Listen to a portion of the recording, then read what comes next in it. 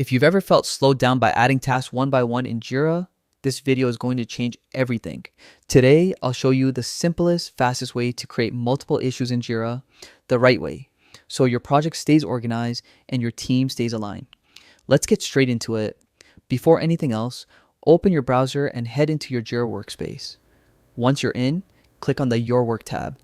This is your central hub where all your projects live, and it's the perfect starting point before adding new tasks. Next, choose the project you want to work with.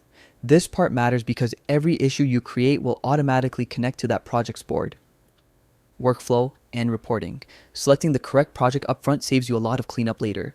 Once inside the project, head over to the backlog. Think of the backlog as your staging area.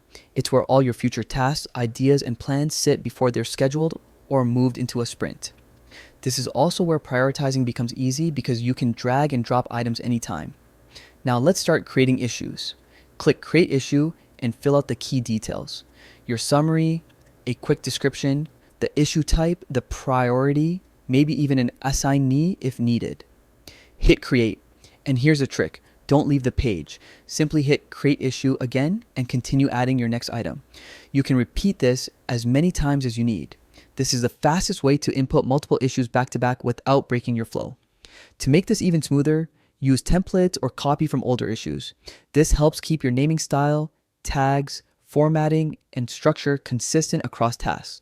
It not only speeds up your workflow, but also makes everything easier to search, filter, and understand later. And remember, nothing is final. If you ever need to revise something, just return to the backlog. You can adjust the details, update priorities, reorder items, or clean up anything that needs a change. This flexibility ensures your board always reflects the most accurate plan. And that's it.